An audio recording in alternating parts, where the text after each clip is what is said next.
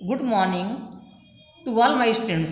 आज हम आपको class 7 Hindi first chapter 6 Ghisa के बारे में बताएंगे। इस चैप्टर की रीडिंग आप स्वयं करेंगे। अब हम घीसा नामक कहानी को मैं अपने शब्दों में समझाती हूँ। इस कहानी की लेखिका महादेवी वर्मा जी अपने अवकाश के समय को झूसी के सहारनपुर के खंडहर में रहने वाले निर्धन बच्चों में व्यतीत करती थीं।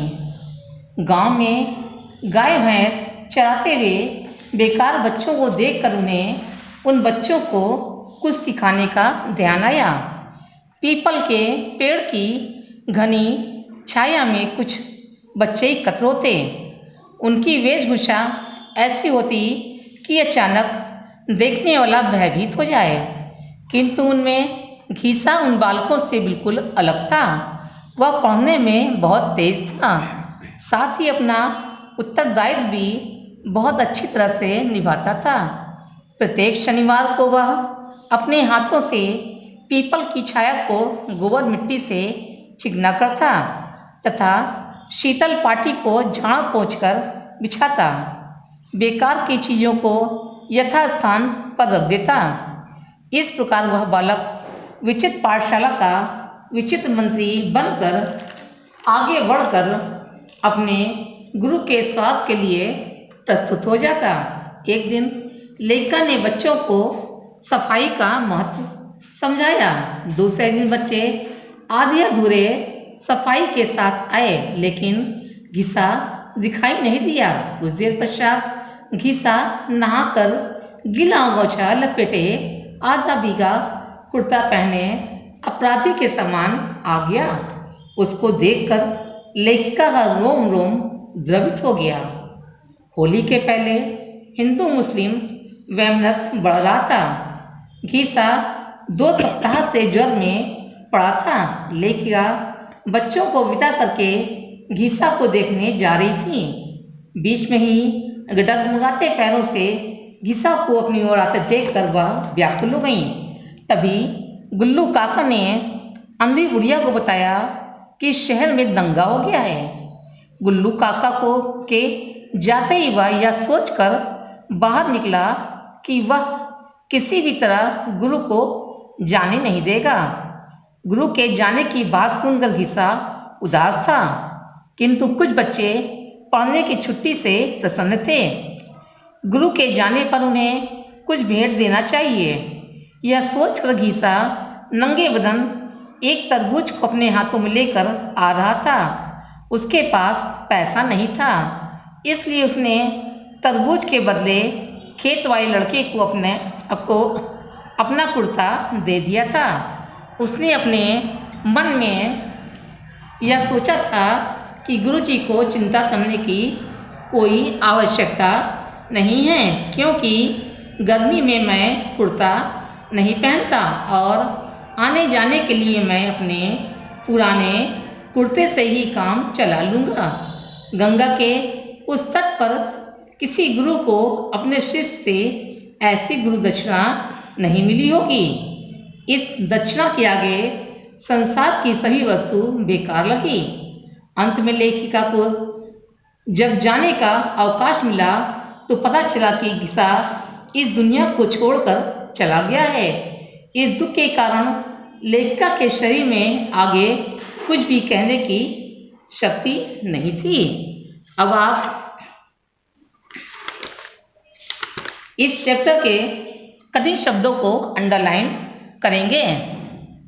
खंडहर, आकर्षण, इष्ट, उत्सवों, विक्षत, गिल्ली, निठल्ले, जिज्ञासु, चमचमाती, उत्तरदायित्व, विचित्र, मूर्खता, विभक्त, क्योंकि, अंगोछा, द्रोणाचार्य, वैमनस्य, सांझ,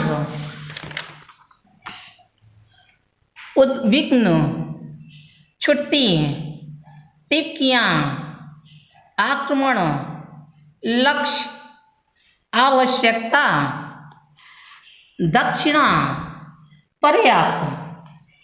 इस चैप्टर के शब्दार्थ आप लोग अपनी नोटबुक में लिखेंगे। आइए अब हम अभ्यास कार्य करते हैं। पहला सही विकल्प चुनिए। क, प्रस्तुत रचना का मुख्य पात्र कौन है? घीसा। ख, घीसा पाठ गद्य की किस विधा में आता है? कहानी। ग, अंधी बुढ़िया को शहर में दंगा होने की खबर किसने दी? गुल्लू के काका ने। घ, घीसा की गुरुदक्षिणा पर गुरु साहब की क्या प्रतिक्रिया थी? उन्हें संसार के सभी आदान प्रदान उस गुरुदक्षिणा के सामने फीके लगने लगे। दूसरा, पाठांश को पढ़कर प्रश्नों के उत्तर लिखिए। इसको आपको इस पैराग्राफ को पढ़ करके इसका उत्तर अपनी नोटबुक में लिखना है। तीसरा, सही शब्द से वाक्य पूरे कीजिए। क, डैश के पास न पैसा था न खेत घीसा। ख, घीसा 2 सप्ताह से डैश में पड़ा था ज्वर। ग, मेरे विद्यार्थी डैश के पेड़ की घनी छाया में मेरे चारों ओर एकत्र हो गए पीपल।